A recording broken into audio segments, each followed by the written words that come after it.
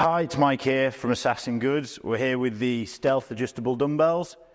These are by far our most popular dumbbells at the moment, and we're here to kind of give a quick unboxing and a breakdown of how they work. So we'll start off with the unboxing section. They should arrive something similar to this.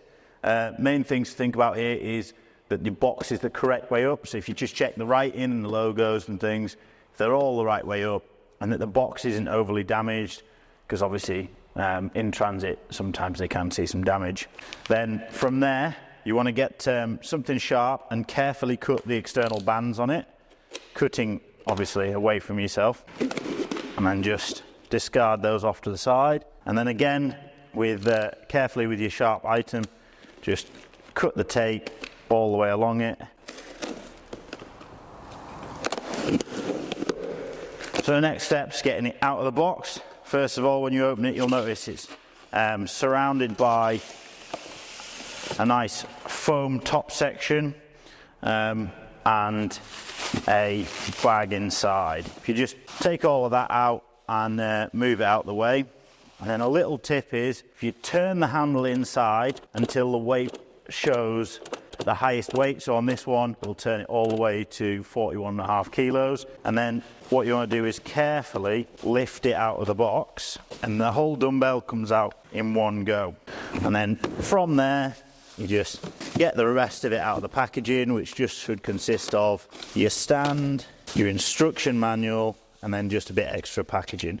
The stand out, and then your instruction manual. Sometimes you'll get it out of the box and it might come out in pieces, or you might not be able to lift it out quite square or anything like that.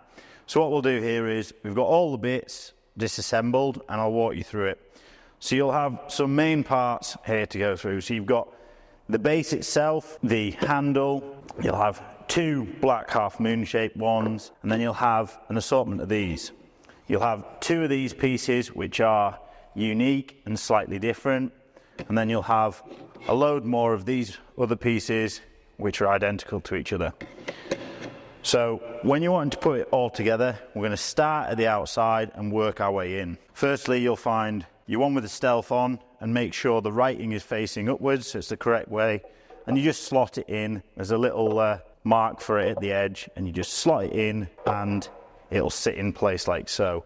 From there you can get all your other plates and just slowly slot them in, one after another, or as many as you fancy carrying at the same time, so that they all fit together nicely until you've got to there. Next, you'll get your black half moon bit, which sits nicely in a little groove on the very inside of the base. Then all you have to do is do exactly the same on the other side. Find your branded plate the right way up, find your little mark, slot it in, and then from there just put your next lot of plates in all the way in to the middle. Just make sure they connect properly, and then again finally your half moon, which slots in the middle. Once you've done all that, you can get your handle and you just slot in nicely and you're good to go. Just a quick tip when you're using it, now that we've got it all set up, on the inside of both sides of the dumbbell there's a number, and so when you're clicking through your weights, you want to make sure that the number is fully clicked into place.